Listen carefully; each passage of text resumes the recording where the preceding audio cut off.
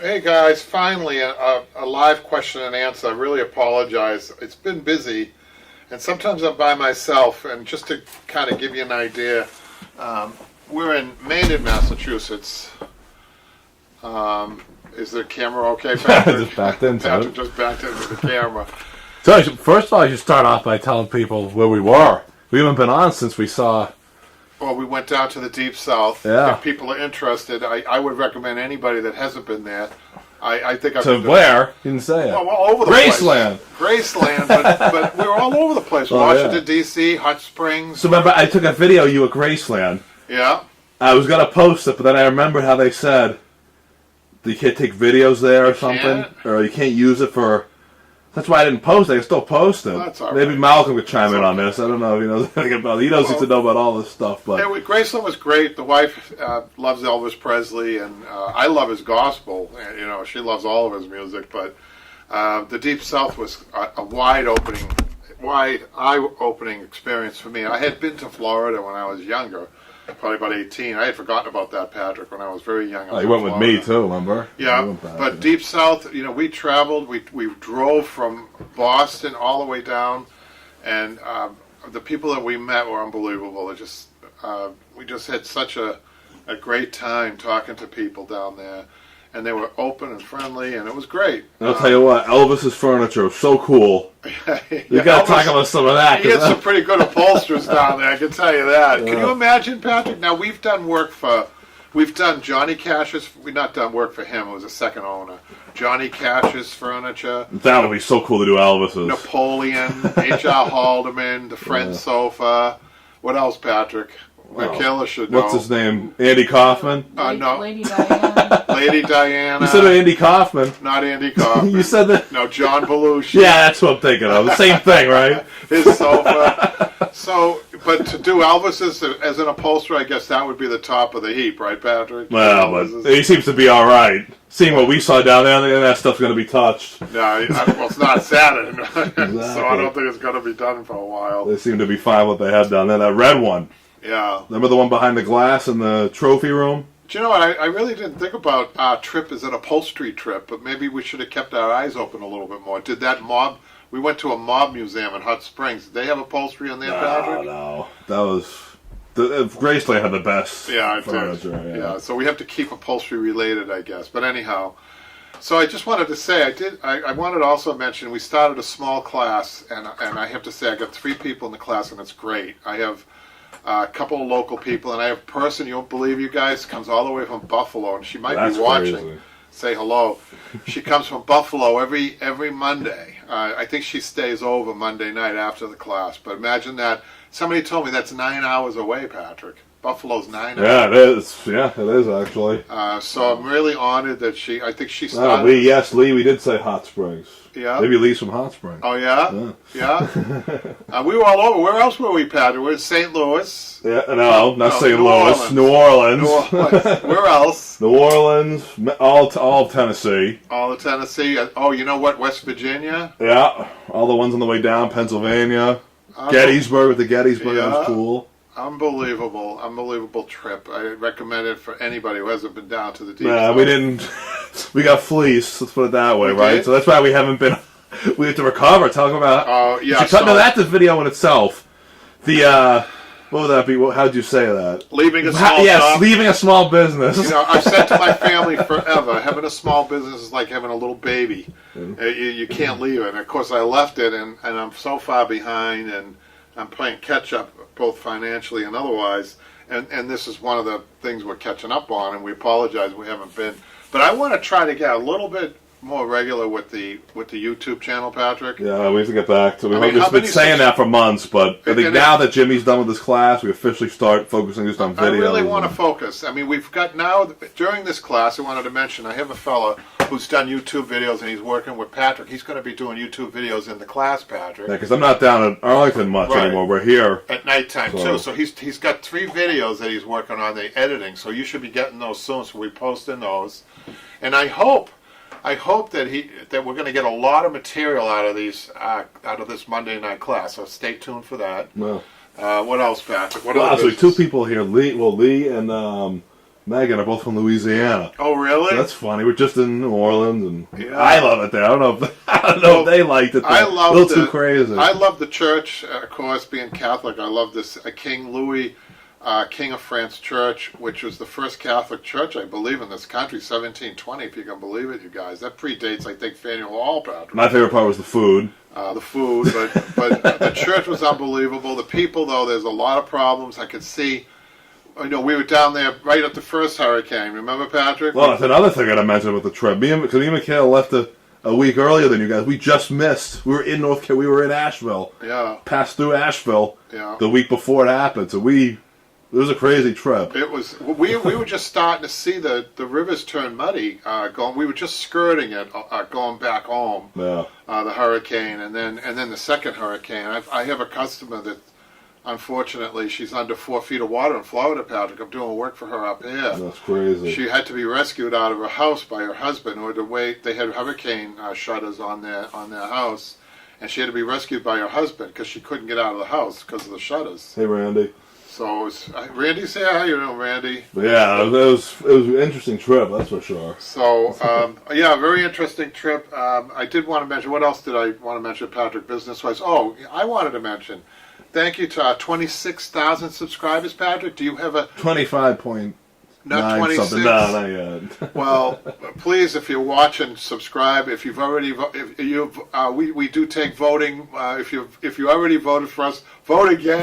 The vote for Upholstery on Broadway. You can write us in.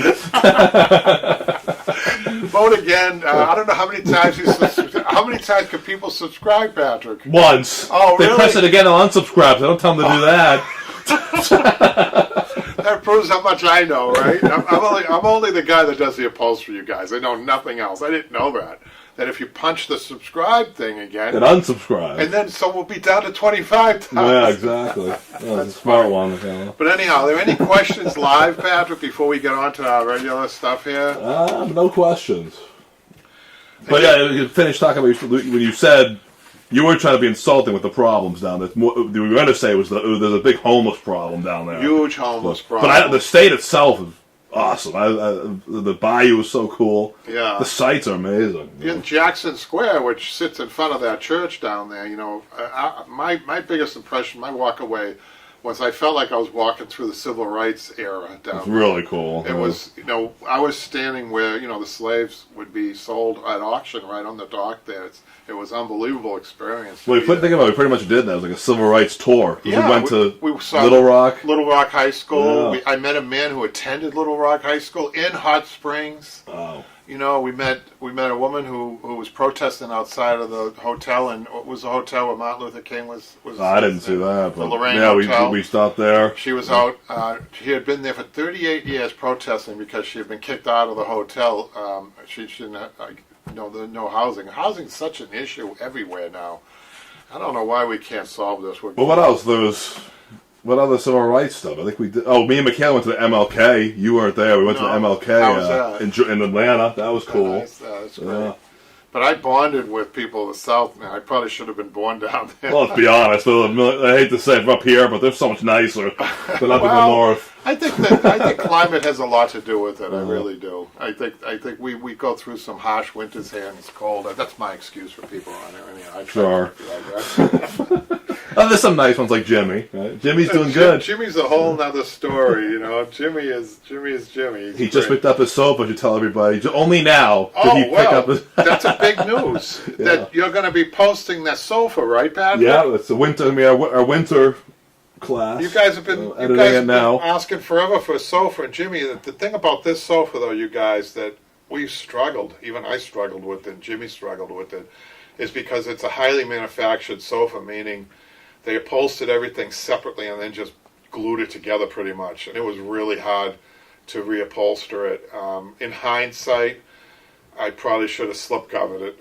But we were faced with, there were a lot of problem solving in there. So that by itself might be worth the video, Patrick, for people. Right. Try not. Jimmy liked the way it came out. Everybody else liked the way it came out. But in my eye, it could have been a little bit better, but still a good class. Actually, probably the best, most informative class with so many mistakes. Yeah, I think so. I think people will will admire the problem solving that was done on that.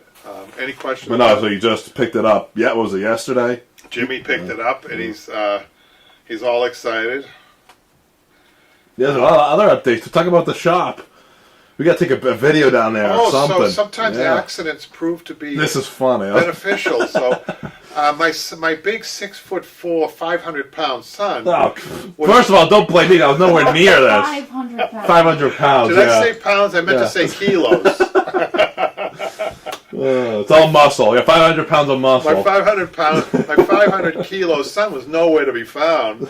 So I had to move a 500-pound sofa out of the window, which we had a little platform, and I dropped it through the window, and there's a huge plate glass window, and it was terrible. The landlord had to come down and put he picked the ugliest piece of wood he could find, like a 4x11 or whatever it was, and he threw it up there, and there it was for weeks and weeks, right, Patrick? Yep. And then all of a sudden he said... Months. It was months. Yeah. And then all of a sudden, do you have a picture, Patrick, of the front? No, but we should take a video. I do. Wait a minute. Let me show people instead of just talking. So my landlord took the opportunity to redo the front of the shop. I can't believe how good it looks. It looks, you know what it looks, we do mid-century. Should do a shout out to the landlord. We have one of the best landlords down there. He's really good. You know, what can I say? Oh, here's a nighttime shot. Oh, here's a really good shot. Can people see that? And our old-time subscribers know what it used to look like. Can they see that? What does that look like? That's really tough to see. If you send me that, I'll put it up on the screen. Text it to me. I don't know how to do that. Let me see it. Anyway, Patrick's going to put it up on the screen, but we're very proud of the shop now. It's actually nice to be there. I feel I have a better feeling about being there. And the thing about the front, it looks mid-century. It looks clean and mid-century. And I'd say probably 20 in the Boston area. And Randy, you might be surprised at this, and people from other parts of the country might be surprised, but I think about 25% of our business is mid-century. So that means we're getting all kinds of womb chairs. We're getting all kinds of mid-century. Oh, I wanted to mention, I got an estimate the other day for a very rare Turkish chair. It really is an unbelievable. I'm not sure if I'm going to get this because it's expensive. And Patrick, when you give me my phone back, I want to show people a picture of that chair, that Turkish chair. Okay. Very unusual chair. What distinguishes Turkish furniture from other furniture is that pretty much the only wood portion of a Turkish chair, if it's a genuine Turkish chair, is the wood frame on the bottom. Everything up from there is all wire. It's a heavy wire, and they can bend it and form it to almost anything, but it's very challenging to upholster because everything's hand-stitched. Nothing can be stapled above the wood frame. Do you know what I mean? So remind me, Patrick, when you give me my phone back to find that. Okay. But meanwhile, are there any questions up there, Patrick? Patrick's very busy over there with the computer. I don't know how to do this. But I'm going to start reading the. Jimmy usually does this part, but Jimmy's on strike. He wants a pay raise, and we don't want to give him one.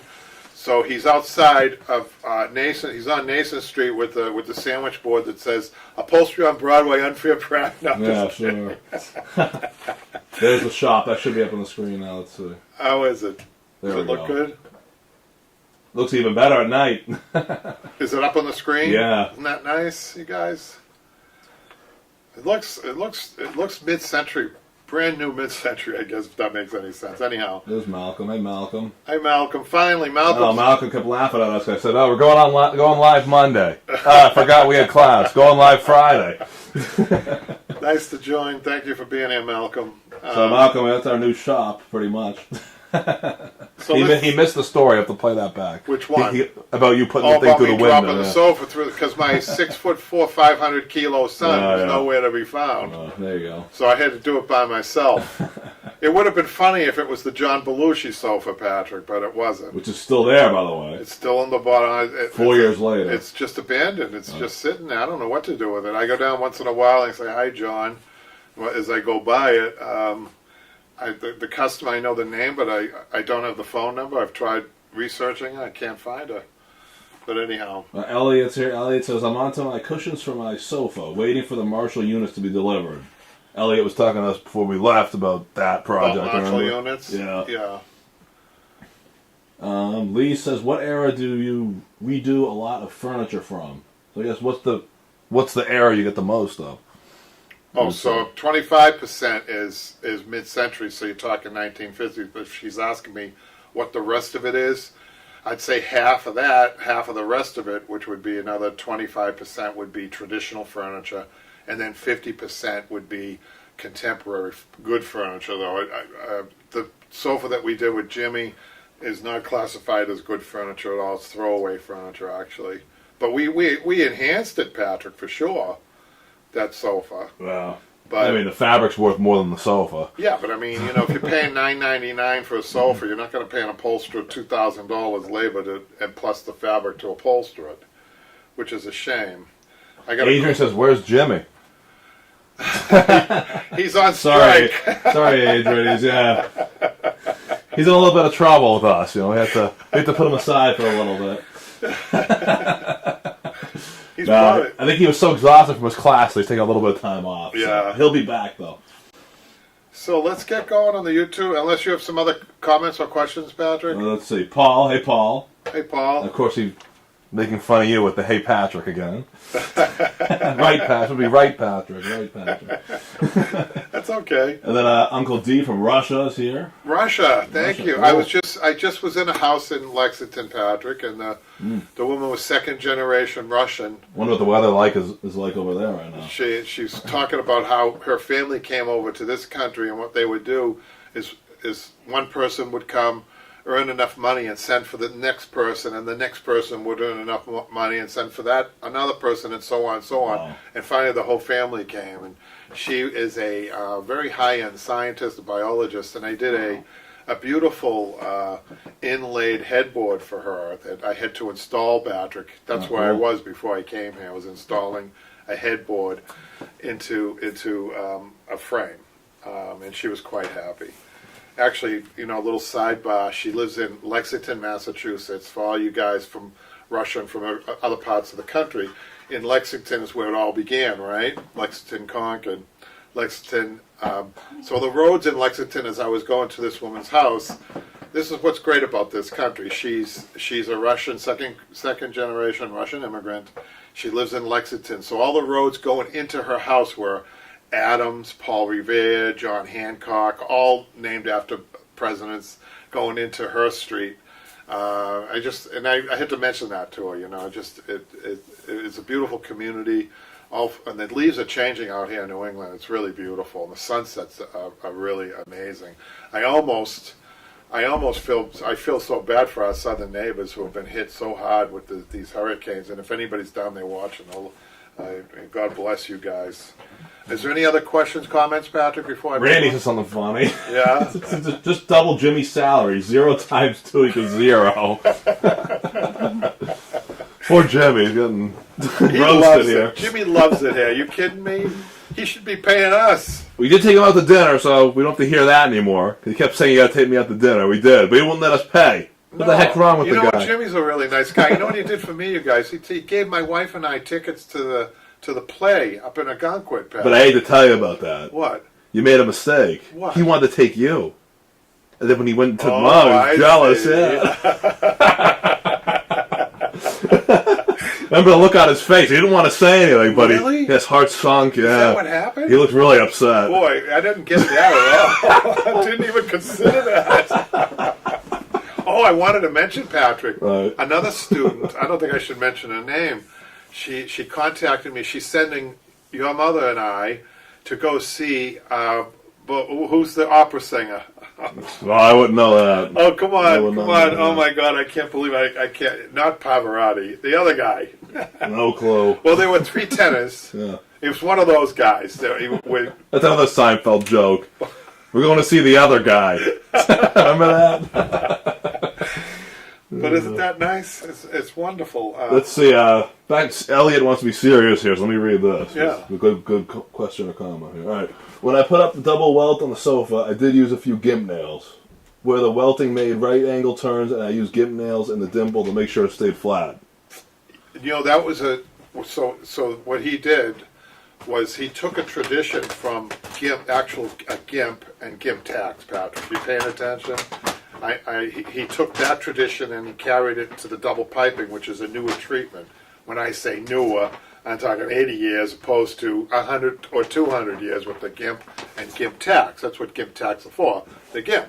And so when you're going around the right corner like that, you have to, a lot of times they would put the GIMP tack just in there. But then before glue really became in fashion too, they would have GIMP tacks in the GIMP about every 2 inches or so. So I would have, if I had known, Elliot, I would have given you this tip. You guys paying attention to this. This is really clever. Okay, so when you have a right angle on double piping, you have your wooden mallet. You want to be about 10 inches away before you get to the corner. You want to bend the piping. You want to turn it, and you want to hit it with your mallet to get that.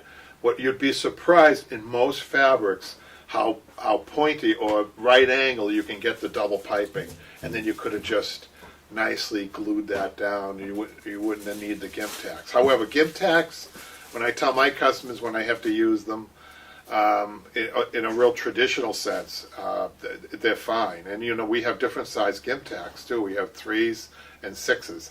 I don't think there's any more than that. I think it's just 3s and 6s. And double piping is, I have a double piping video, right, Patrick, that we have up? We have a couple. We've shown how to make it, how to trim it, how I wanted to mention that when I do these videos, because I've taught so many years, and I've taught in every capacity, I think. I taught people with disabilities, so I think that really lined me up well with other adults. But I try to be as easy as possible. I'm not stressing. I try not to stress people out.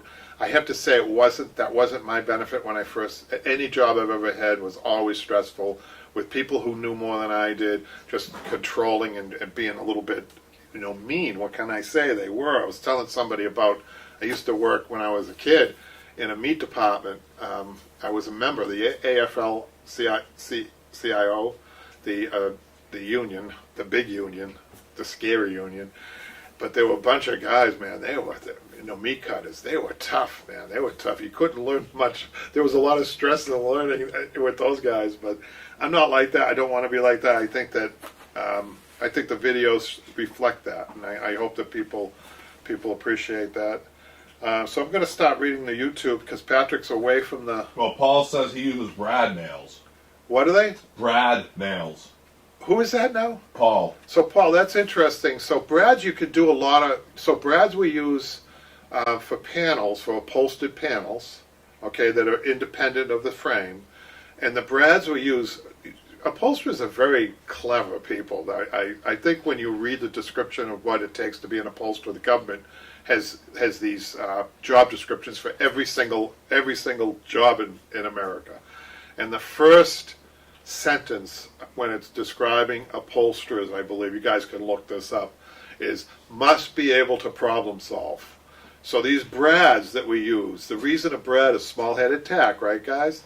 The reason we use it for panels in most fabrics, except Naugahyde, but I'm going to give you a little tip on Naugahyde, is that when you put your hammer, you're using your hammer, your magnetic hammer, but the hammer side, you're hammering it in, and when you get to the bottom, when you finally hit, you hope that the fabric you hear pop.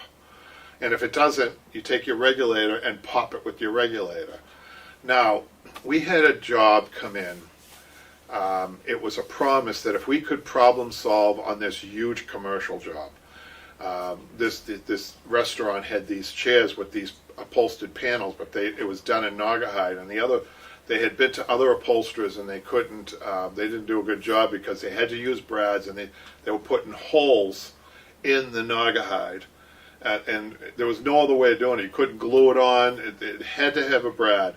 And I remember the day this owner of this restaurant came in, and he said to my brother-in-law, he said, he was the boss of this shop, he said, if you can put these on, it was like 500 chairs. It was a huge job. It would have been like a 6-month job, which for an upholsterer is really good. So we thought about it, and he gave the problem to me. I couldn't figure it out, and then he came up with the solution. You're not going to believe what he did, you guys. Yes, he had to use the brads. No other upholsterer could do it. My brother-in-law was a really good problem solver. And he showed me. he did a chair without me looking, and I couldn't see any holes in the panels. I said, how did you do it? He said, well, I'm going to show you how I did it. So he showed me that when he angled, he had an electric, he had a pneumatic gun shooting the brads. He said when he angled this way down, this way, you guys, the brad would go in and create a little shutter on the hole, right? Instead of punching like a paper punch, like if he went straight, he put it at an angle, and so by putting it on an angle, it didn't, for some reason, it didn't punch out. So when the brad went through, it left, if you could visualize it, just left a little, they call these cutaneous horns around your eyes. I know that sounds weird, but these little skin tags, that's what it looked like. I'm eating over here. It's really interesting. So then after he put it in, he just poked it, and I think he glued it too, and you couldn't see anything. So then he said, now I'm going to tell you what's going to happen. He said, don't tell this guy how we did it, right? This guy that owned the restaurant, right? So you got to be careful, you guys, with your. I mean, I give all my knowledge out, Patrick. You realize that, right? Yeah. All my knowledge is given out. But you know what though? It does more for us than it does harm. What? It does more for us, good for us. Well, yeah. Than it does harm. But I'm going to tell you an instant here, where you don't always get the reward back. So the owner of this let me tell you something. It was the biggest restaurant in an area of Boston, and everybody knew this restaurant, right? And this guy was a multimillionaire, and he was a good businessman, but not nice. So he comes in, and my brother-in-law said, don't tell him how we did it. And so he comes in and he looks at it and he says, that's great. And then he asked me, and I, being me, you see in my videos, I told him how it was done. What did he say? What do you think happened? He didn't like it. He walked, he took the knowledge, and he used the upholsterer that was probably half price and just told him how it was done. I'm sure. So once in a while you get burnt, but you know what, guys? I don't think, I've always tried to be honest in my business, and I think that in the long run, if you're going to be in business in the long run, be as honest as you can. I mean, this was a bad example. I'm talking about 40 years or 30 years later, but it would have been a nice job at the time. But it's all water under the bridge. Most of my customers, 99%, are great, and you guys are great. Patrick, I think there's some questions and comments. I'm looking at them. Sorry if I'm talking fast, you guys. I just had a coffee. I just had a cappuccino. If Jimmy was here, he would have said, better than booze. Am I ready to stop? Ready to Yeah, go ahead. The people Okay. just, some good points here. Do you want to read it? Or? Well, they're just talking about the brads and the tacks. Yeah. Oh, what else? Anyone? Elliot says that's done in carpentry as well. You can use a chisel to raise a flap of wood, screw underneath, then glue a flap down. Isn't that clever, Well, Patrick? Well, Isn't that clever? so that's really messed up, though. What? So he took that and he went to He someone took else. the knowledge and he had, remember, he had, I hate that that's a POS. I don't want to What's swear that? on this, but a piece of. oh no. I mean, let's be honest. In business you're going to run into all types, and you just have to live with it and just, maybe say a silent prayer for that person that they did that to you. You're more understanding than I would have been. Oh, it was. That's why I don't do the customer service. Oh no, you just you're dealing with mostly nice people. And I wanted to bring up something else about tax, about French nails. We did a French nail video, Patrick. You guys should check that out if you haven't checked that out yet. I enjoy doing that because when I first started in upholstery, for some reason they gave me a French panel arm to do. One of the first things I did, and they happened to see that I had a real talent for it. And it's not as easy as it looks because the French nail is domed with just one shaft, a little shaft in the middle, a pointed shaft in the middle. And of course, our upholstery tacks are a lot better than the thumb tacks and the decorative tacks that you might get elsewhere. They're made, but when the reason they're hard is because they're dome shape, and you still have to put them in. So if you look at that video, my hand is going all over the place, and I equate it with the clock, 1 o'clock, 3 o'clock, 6 o'clock, and then to top it all off, you're not. They invented a pneumatic gun that shot French nails. It doesn't work because your eye, it has to be eye level. The gun put it in straight.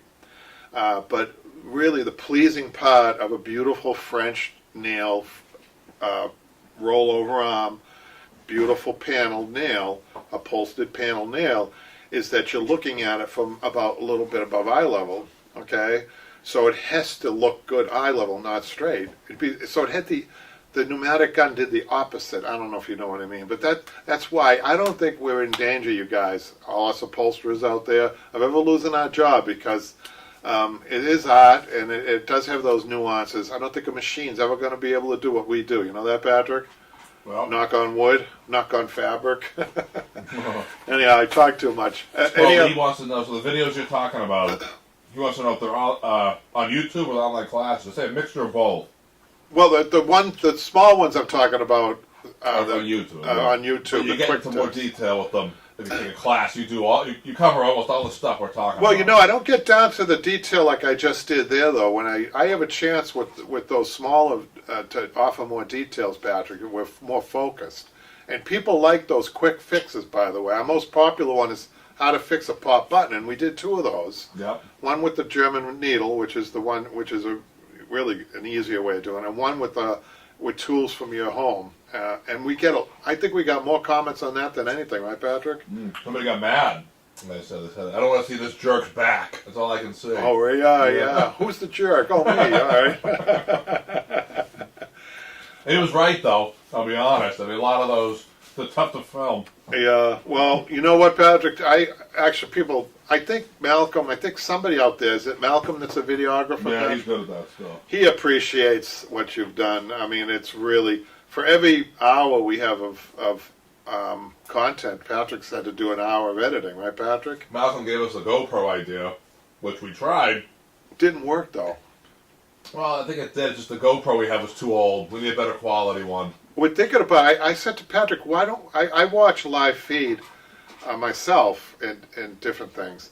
Why can't we live feed the shop? I mean, even an empty shop people might be interested in. Well, the problem with that is? What? You get people walking in that they're not consent. I mean, it's the same as a security system, though, right? Yeah. But you can't use people without the permission. Oh, okay. I mean, if somebody came in and they were filming, and they were a customer, they get bad reviews for that. They didn't want to be filmed. Oh, okay. That's what I was worried about with that. All right. Well, let's get to the YouTube. Speaking of the small tips, ply grip 101. Use application tips. Didn't we get a negative comment on this just recently, Patrick? I think that was the one with the back turned to the camera. Yeah. Well, this one says, this is Tim Raven. He says, this was 7 days ago. Well, I would say if you trimmed off all the access on the inside of your work and made the areas you don't see as neat as parts you do see, then you wouldn't have ended up with the thick-looking bumps and humps showing through the top fabric behind the gripper. I guess this is a negative comment. Well, you know, let's be honest. Get rid of all the negativity. Let's be fair. Keep some in there. No, that's fine. Let's be fair, though. The camera picks up when you're that close. It does pick. Nah, again. The camera's fault. Going back to my other statement about the eye level. Right, Patrick? You're not always doing the eye level thing with the camera. You're straight ahead. It does make a difference. So I'm not sure what he's talking about. Be as careful with inside of your job as you are with the outside. That's a good tip. I'll accept that criticism. Let's find out where he lives. You jerk. No, we're just kidding, Tim. Tim, keep watching, keep posting, and remember to subscribe. Right, Pat? Right. Keep the negative comments for Jimmy. Save them for him. And the next one is upholstery posture. Applying French nails. I didn't know this was even in here. That's another good point, Patrick. Getting yourself comfortable with I have those dentist chairs without the arms, and you can adjust the height and the height of the table. And your posture, all that really makes a huge difference. You don't want to be tired when you're doing detailed work, that's for sure. In a reupholstery project, this is from Judy. in a reupholster project, I need to take the nail tacks out, then reupholster the chair. Is it okay to put the nail tacks back in the same place, or do I need to hammer them in a different spot? Well, I've got a great suggestion for you, Judy. They actually have a long shank French nail. So you could probably get the long, if you're having trouble, you can go, you don't even have to pay attention to that actually. But if you're having trouble, if the half inch isn't working, you can go to the longer tack. So they have two. They have a regular shank and a long shank French nail. They don't have it in any other nail bar or any other decorative nail. They only have the one size. So that's a good tip right there, Patrick. And then any other questions or comments, Patrick? Let's see. Randy said I use a pneumatic gun because I have it adjusted so it doesn't set the nail all the way. It leaves it up on the fabric enough so you do the final setting with your hammer. Wow. Now, did you guys just hear that? That was Randy? That was Randy. Randy, that is really a good tip. Thank you for sharing that. I mean, really, I wouldn't have thought of that. So he doesn't put it all the way in, but he saves the adjustment part for the end, and he saves time too, you guys. Let's face it. That is a really good idea. Well, it's really thorough, huh? He's not going to find that written anywhere. You're not going to find that written anywhere, guys. You're not going to find it on the machine. It's not going to tell you how to do that. But that takes a problem solver. I can tell he's a good problem solver, right, Patrick? Anything else? This is a cool little fact from Elliot. The first live webcam of the internet was a coffee pot in the University of Cambridge, England in '93. Really? Wow. Wonder why they chose that. I thought it was the zoo. I thought it was that guy. No, that's the first YouTube video. Oh, okay. Yeah, he's not with the first live webcam. A live webcam, and then the first YouTube video was the guy at the zoo. Yep. The guy who created you. I think it was called Me at the Zoo or something like that. And the elephants are in the background. Well, Stuffing a cushion cheaply and effectively. Great tips. This is from Heinz World. Great tips, and love how you like to stuff from the landfill. Well, wait a minute. Save stuff from the landfill, right. We are. People don't think of upholsterers like this, but I think we're the best recyclers. I wish somebody, I bet Malcolm and Randy, and you guys probably smarter than me in this. If you take all of the reupholstered furniture, let's say in this country, how much would that, if it wasn't, it would be new furniture, how much would landfill, I wonder what that is in square footage that we save in the landfill, or we save from getting burnt and put in the atmosphere. I always thought we contributed greatly. I do know a statistic, Patrick. Listen to this statistic. Interior designers, shame on you guys, right? Guess how much of the overall environment, what do they call it, Patrick? Carbon footprint, Patrick? Michaela would know that more than me. Yeah. Michaela, do you know anything about the carbon footprint? Yeah, that's what they call it. 10% interior designers contribute to the carbon footprint. Can you believe that? I mean, when you think about all they always want new, and that's changed a lot. I mean, I love my designers that I do have, but they hardly ever use me anymore. It's not because I'm doing bad work. It's because everything's new. And I think that's a reflection, on their customers for sure. But, do people really, walk the talk? I wonder. You hear so much about the environment, saving the environment. But I lose 50. I told Randy and Malcolm, I told you guys, 50% of my estimates are lost. I don't get 50% of my estimates, and I think I'm fair. I'm not overpriced. The only way I can think is that that 50%, they're going out and buying new. It's a double whammy. They're throwing old furniture away, and they're buying new furniture. So come on, guys, get with it. Start reupholstering. Use these guys. Use our friends. Randy, name all of our friends out there who are upholstering, Patrick, and especially... There's too many to count. Huh? There's too many to count. Too many to count. There's 26,000. Now, how much have we helped the carbon footprint, Patrick? If all of those people are upholstering their own furniture and upholstering for others, I think that we shouldn't underestimate our contribution, right, Pat? Well... Repairing a popped or broken button. Here you go, Patrick, right? There you go. Yeah. Thanks, you saved me. That was from Mr. Smith, 7777.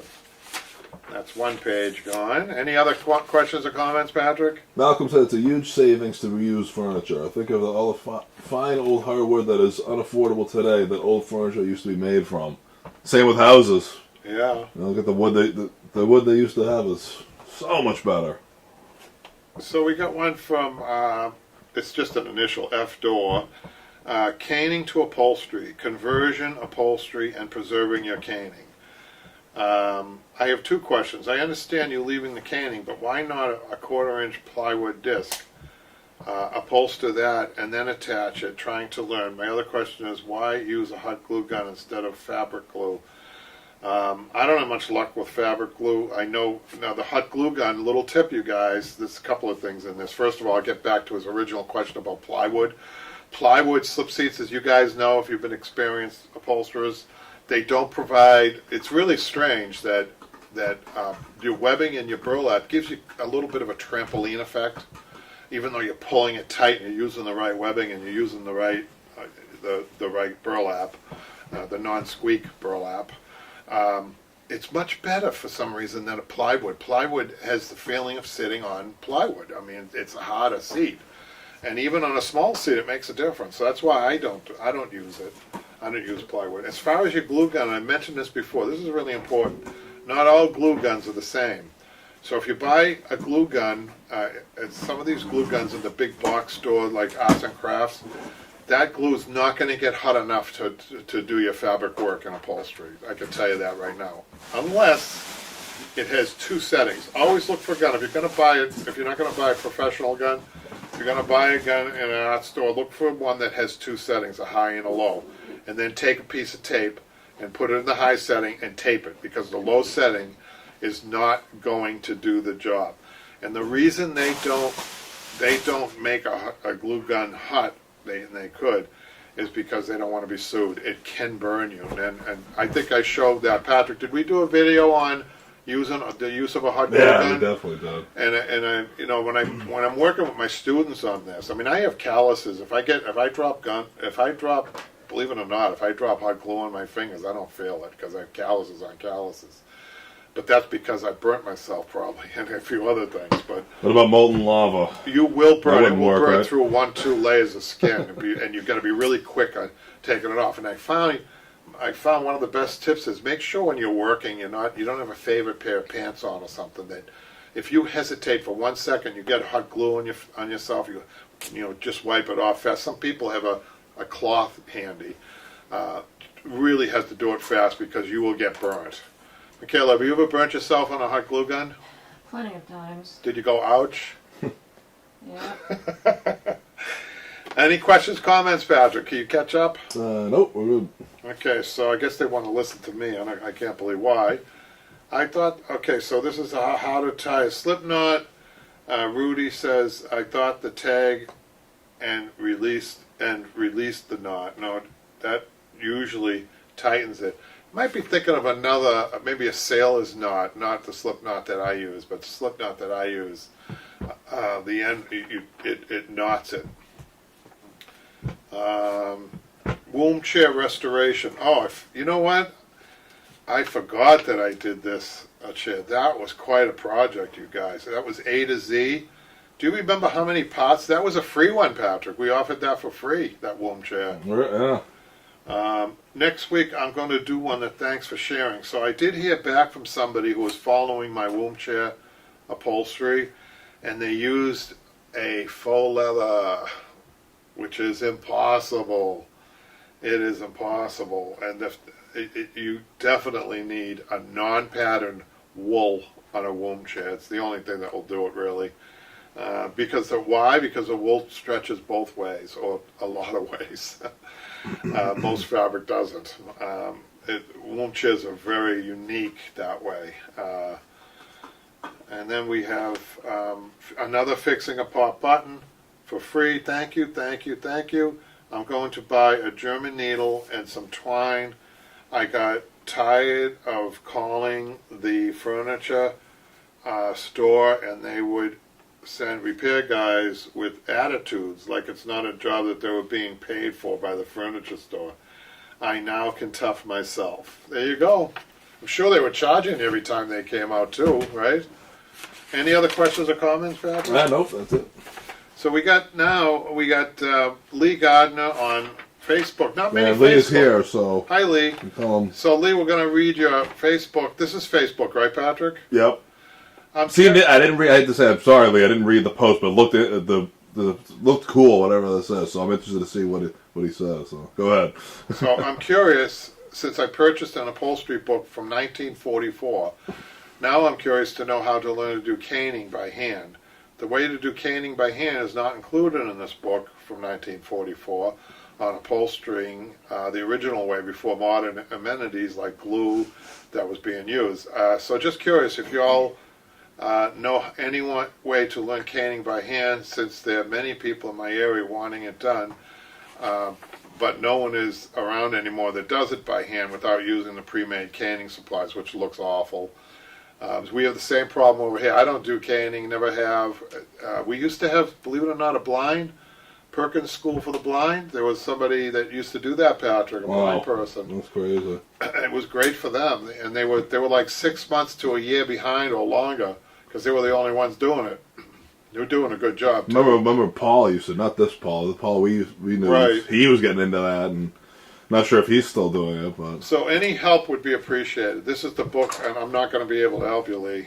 This is the book that was recommended to me yesterday in another Facebook group on upholstery. That's she's going to somebody else, Patrick.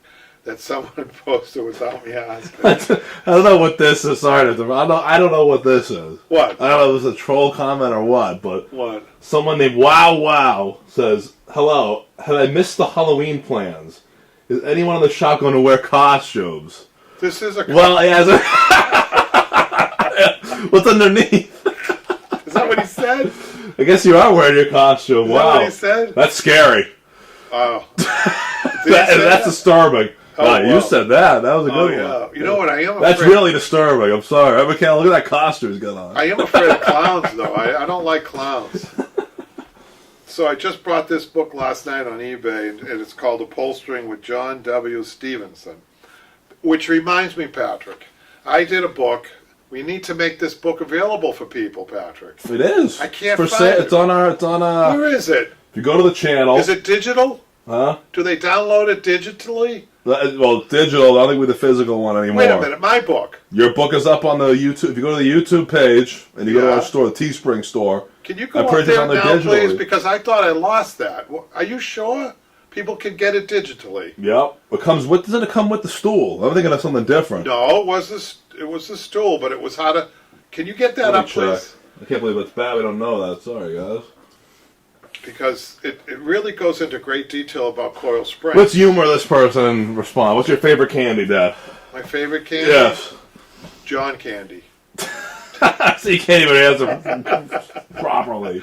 No, let me see. My favorite. Babe Ruth, come on. Oh yeah, the Babe Ruth. Gotta be Babe Ruth. We won't tell you guys why. You guys have to find out for yourselves. Wow. I will tell. So there's your favorite. Why don't I tell people why? Oh, you'd be here all. You'd make a video on that if you're gonna do that. You'd be here all night. Because it is a long story, that's for sure. I'm gonna say mine's probably Twix. Yeah. What about you, Michaela? Michaela doesn't like candy. No, I'd say Starburst. Oh, Starburst. There's some fruit in that, isn't it? Now watch them come back and say, "Oh, I got you." It's fruit flavored. How long are we into this live show, Patrick? Let's see. We're an hour in almost. So I think that hour is a pretty good time, right? Yeah. So Randy knows better than us. What? So he purchased the digital copy a few years ago. So it is up there. Ask him. What do you think of it, Randy? It's all but done by hand. Now the one on there is the revised one where we get rid of those crappy illustrations and switch them to Michaela's illustrations. Wait a minute. She did illustrations. No, you had old 90s. Yeah. Digitalized or something. What was wrong with those? I think she did new ones. She made them clearer and she put pictures in there. Did you do that, Michaela? Yeah. I think I just. Well, how much do we get for that book, Patrick? Why don't we offer signed copies, hard copies with signed copies for people? What do you think? Signed copies. Yeah. Let's see. Let us know if you'd be interested in that. Yeah, just throw that out there. I thought I lost that whole thing. I can't believe you got you have about. I saw 50 copies laying around the shop. But that's it. I think once those are gone, where they are, you know, why don't we just take those and give them out or something? Not what they shouldn't. You should just give them out in the class. That's what you should give them that's out. What we should do. Lee said, I can't wait to read this new book. Just go. That's cool. It's from the 40s, huh? They must have a lot of different. They're gonna see old school stuff there. Wow. Can't wait to. I just got a digital book also. I'm wanting to learn the really old ways of upholstery. Well, you came to the right place. Yeah, because I think you could help them with that. We're more traditional upholsterers than we are. I mean, we do mid-century. Yeah, but you do horsehair and all that stuff. So. Oh yeah. Let's see. Adrian has a good comment here. Do you pre-wind your own bobbins or buy made? Oh, I do it myself on the machine while I'm sewing. You know, I have a nice Juki. That brings up a nice subject about sewing machines. I train on Singer machines, and Singer had the market cornered for 100 years. And Singer machines, when they got older, you had to learn the personality. Each machine had a different personality. So sewing on a Singer machine, you really had to know all of the nuances, all of the things, and really kind of, you know, meshed yourself or mended yourself or melted into the machine. And one person using another person's machine usually didn't work. So when the Jukis came up, what Juki did was they bought a lot of these Singer machines, reversed engineered, and came up with the better machine. The biggest thing that they did was, so I'm a big Juki guy, the biggest thing that they did was self-oiling. They have the bay, the oiling is underneath the machine, so oil never touches fabric. That was a huge problem with the Singer. But they took the best parts of the Singer machine. So the reason I bring it up is, I think that if you're going to learn sewing, you might not want to start with the Juki. You might want to start with one of these difficult machines, and learn how to work. The problem solving again is huge in this business, and it's true with the sewing too. Problem solving. Get used to, you know, getting a machine, threading the machine, getting a machine. You know, it tangles up. Why did it tangle up? Well, because I didn't have both the bobbin and the top thread back before I started. Things like that. So that when you go onto the Juki machine, you still have to do a lot of those problem solving. It makes this Juki machine really hum. You really can get moving on a Juki machine, trust me. Whereas the Singer machines, you would be stopping, repairing it. And we used to have repairmen come in. They used to make a pretty good, they used to always break down. I mean, but they were, in all fairness, they were 100 years old. You know, and the only reason I have a Singer now is it's just on display. I don't even touch it.